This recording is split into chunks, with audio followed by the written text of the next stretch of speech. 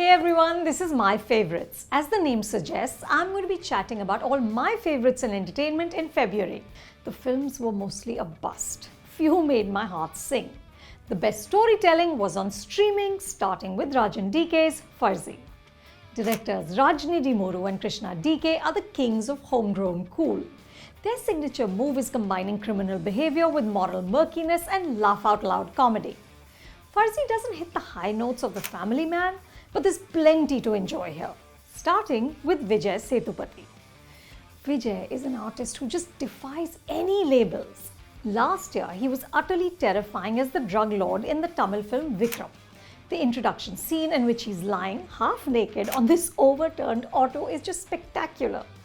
But he's also equally convincing as an idealistic activist and author who's murdered by extremists in the Malayalam film 1918. In Farzi, Vijay is Michael, a law enforcement officer whose life is just falling apart.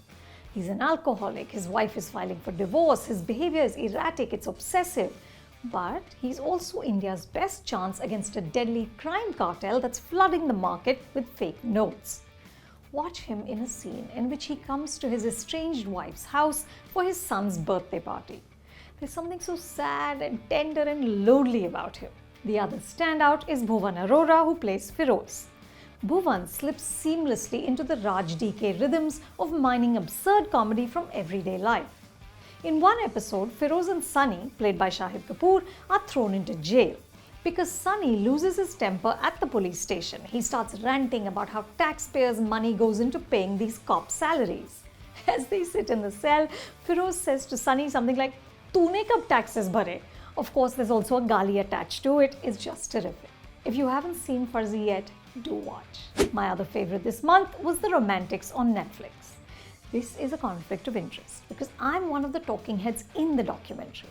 But as I watched, I was swept away by nostalgia and emotion.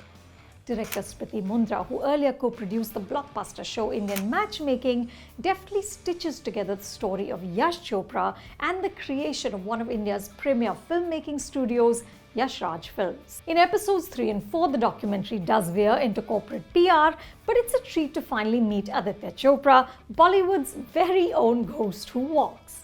Aditya is so camera shy that a running joke in the business is that he doesn't exist. But here he speaks with passion about his father, their films, and his vast vision for the studio. The doc also gives us an insight into how utterly obsessed Indians are with movies and movie stars. I highly recommend it. I also enjoyed the performances of Aditya Raval as Nibras in Hansal Mehta's Faraz and Ratna Pathak Shah in Viral Shah's Kutch Express. Aditya plays a young Bangladeshi man who becomes a terrorist. The film is based on the horrific attack in 2016 on the Holy Artisan Bakery in Dhaka. Nibras is a murderer on a rampage, and yet Aditya allows us to see his humanity. Kutch Express released in January, but I only caught it a few weeks later. Ratna is just terrific as this tough-talking, beedi-smoking Gujarati mother-in-law who is emancipated enough to encourage her own daughter-in-law to lead an independent life after she finds out that her son is having an affair. My next favorite in February is Steven Spielberg's The Fabelmans. The film is part origin myth and part biography. It's based on Spielberg's own life and how he, as a young boy, dealt with the divorce of his parents. There is such tenderness and grief in this film. I was moved to tears. And my last pick for the month is the motion poster of Sanjay Leela Bhansali's Heera Mandi. The courtesan has been a long-standing feature of Sanjay's films. Think of Madhuri Dixit as Chandramukhi in Devdas, or Rani Mukherjee as Gulab in Savarya, and of course Alia Bhatt as Gangubai in Gangubai Kathiawadi. And now Sanjay takes his first step into long-form storytelling with Heera Mandi about the life of courtesans in pre-independence India. The tagline for the Netflix series is "Where Courtesans Were Queens." The poster gives us 6 women, including Manisha Koirala, Sonakshi Sinha and Richa Chadda, all looking regal, poetic, and a little bruised. I can't wait to see it. Those were my favorites for Feb. What are yours? Tell me in the comments below and do subscribe to Reviews and More.